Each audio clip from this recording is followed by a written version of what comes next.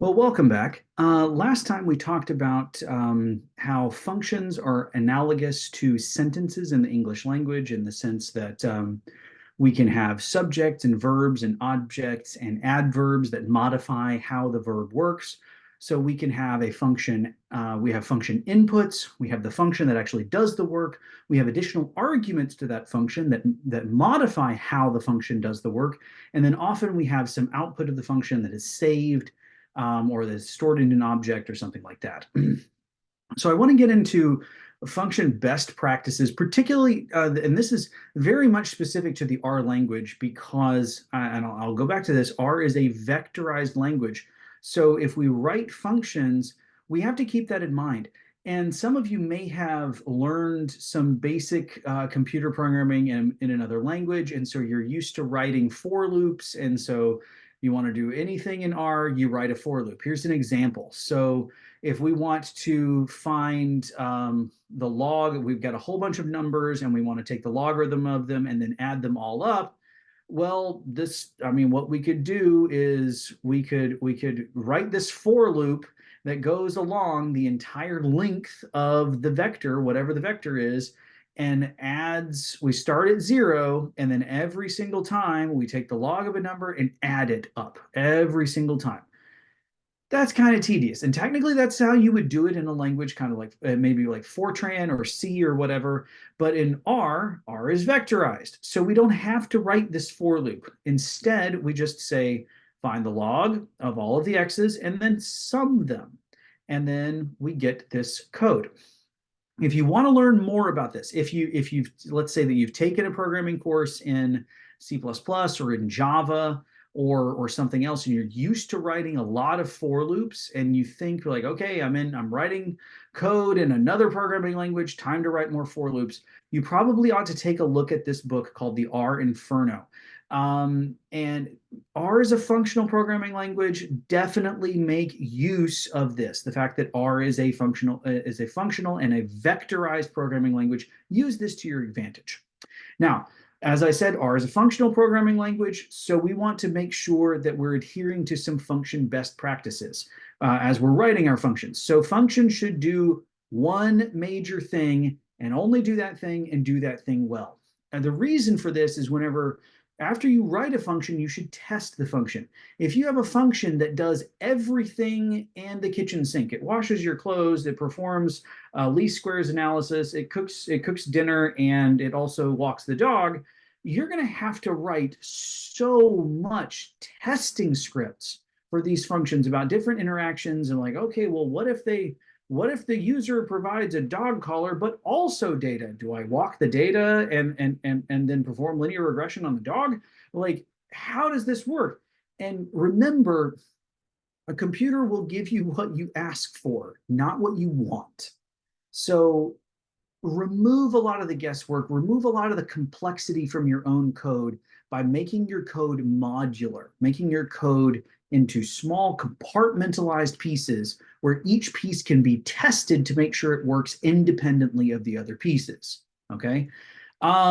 Another thing, major functions should be saved in their own script files. I have seen this sometimes in other programming languages or other programming strategies. You have this one giant file with thousands and thousands of lines of code, and you've got function 1, function 2, function 3, function 4, function 5, just tons and tons and tons and tons of code.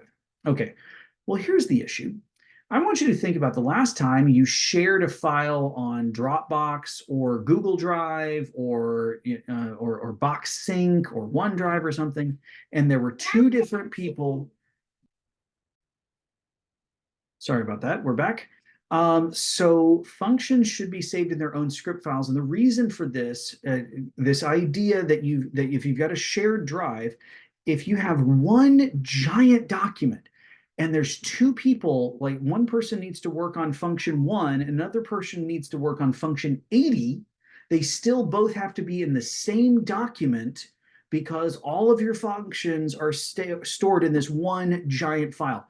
And that's a recipe for disaster. Okay. However, if you save one function per file, or if you have a small group of utility functions, you just say like, okay, these are the 3 or 4 functions that are related to this particular task. then I'm going to say, and they're small functions, not big functions. Then I'll be like, okay, well, these 3 or 4 functions get their own file, but all of the other functions, they get one file each.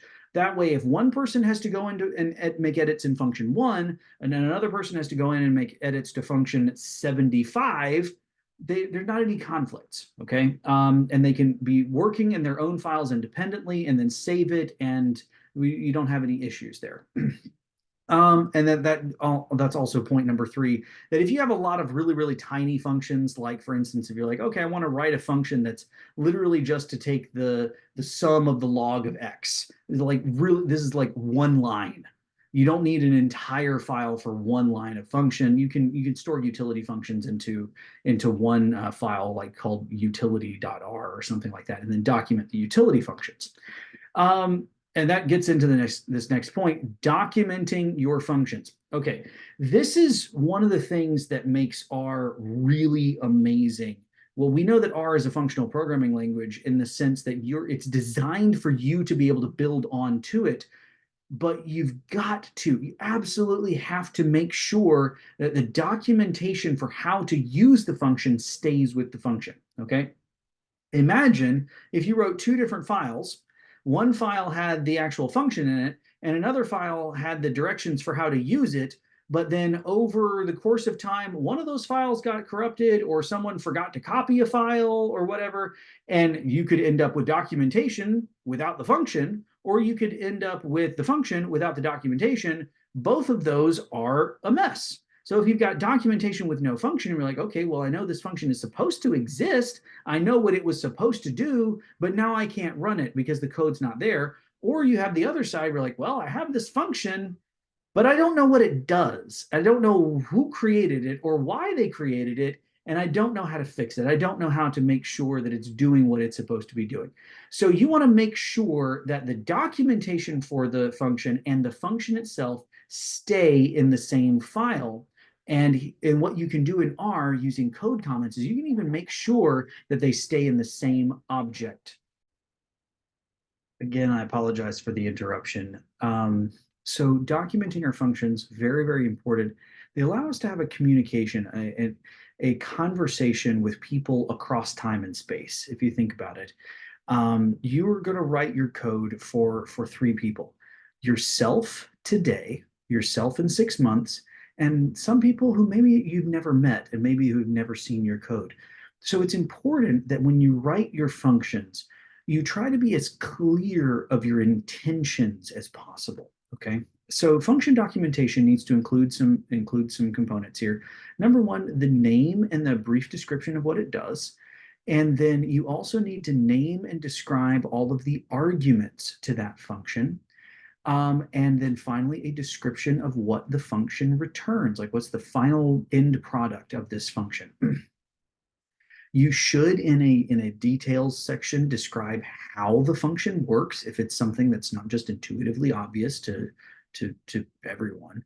And here, this is critical. You need to include at least one working example, and then, as appropriate, citations, external links, internal links to other functions, and somewhere else, whatever, all as appropriate. But put yourself in the shoes of yourself in 6 months, coming back and saying, okay, how does this function work? Why did I write this function? How do I use this function? What are the inputs to this function? Why is it that this function isn't working when I provide it this type of data, but it does work if I provide it this other type of data? I'm like, oh my goodness, what is this function returning? This is not what I expected. Write all of this in documentation, okay? Write this as a love letter to future you to make your life easier, so that you don't come back, you're looking at your code and say, I have no idea what I wrote here. I have no idea how to use this. I know it works, but it's only a matter of time before it breaks, and I will have no idea how to fix it because I can't remember what I did to make it work in the first place. You don't want to be there. You don't want to be wasting future use time. So document your stuff and help yourself out. Here's an example here. So realistically, this function is quite simple. All it is it's finding the covariance of 2 numeric variables. That's it. really, I don't need a whole bunch of lines to do this. I just need this right here. What's the covariance? However, a bunch of this stuff is like checks to make sure that what you've supplied, the arguments you've supplied actually makes sense to calculate a covariance on. And then sometimes you may want the function to have some extra special properties or whatever, and so you can code this in. But then this is the documentation for this function. But notice this is what's really important about this is what's really important, really special about R. The comments stay inside the function. Notice where they are. They're inside the curly braces. These comments are actually part of the function itself. If you one day end up writing a package, then you'll actually move these comments from inside the function to slightly above the function. But there's a special way that you do package documentation, and so that's why the documentation is not actually inside the function itself. But if you're not writing a package, if you've just got functions, make sure that you include the documentation for the function inside the function so that no matter where your function goes, the documentation always goes with it. So here's our brief description. Here are our arguments, the names of the arguments, and then also what the arguments do. This is the return value of the function, and then here's an example. So notice we're hitting all of the major points of documentation that we need, all included inside of the body of this function. Notice it's inside the parentheses here. And again, think back to yourself. If you've ever typed question mark and then the name of a function in R to try to figure out what is this function doing? How do I use it? Write the kind of things that you would want to know if you were the person looking up the help file for your function. So that'll wrap up this section, and the next video we will talk about the writing code scripts and the paragraph. So see you soon.